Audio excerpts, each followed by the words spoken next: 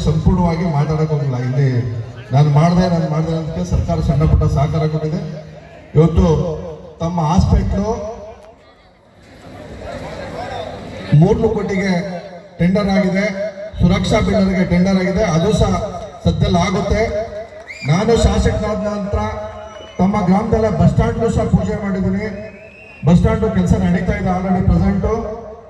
ಇವಾಗ ತಮ್ಮ ಗ್ರಾಮ ಏನಿದೆ ರೀಸರ್ಫೇಸ್ಗೆ 2,20,20,00,000ಕ್ಕೆ ಅದು ಸಹ ಟೆಂಡರ್ ಆಗಿದೆ. ಆದಷ್ಟು ಬೇಗ ಕೆಲಸ ಆಗುತ್ತೆ ಅಂತ ಮಾತು ಹೇಳ್ತಾ, ಕಾಯವಾಚ ಗೊತ್ತಿದ್ದೇನೆ ಸುಮ್ಮನೆ ನಾನು ಆಕಾಶ ಮುಗಿಯಕ್ಕೆ ಹೋದ್ರೆ ಅವುಗಳು ನಮ್ಮ ಮೇಲೆ ಬೀಳುತ್ತೆ, ಅದು ಅರಿವಿರಲಿ.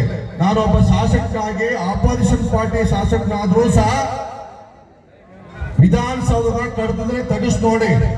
ಹೊಸ ಶಾಸಕನಾದ್ರೂ ಸಹ ನನ್ನ ಶಕ್ತಿ ಮೀರಿ ನನ್ನ ತಾಲೂಕಿನ ಸಮಗ್ರ ಸಮಸ್ಯೆಗಳ ಬಗ್ಗೆ ಸವಿಸ್ತಾರವಾಗಿ ಬಿಚ್ಚಿ ಹೇಳಿದ್ರಿ.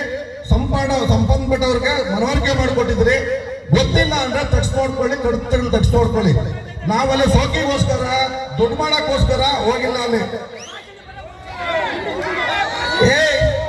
ಕೇಳ ಇಲ್ಲಿ ಸುಮ್ಮನೆ ನ್ಯೂಸಸ್ ಮಾತಾಡಬೇಡ.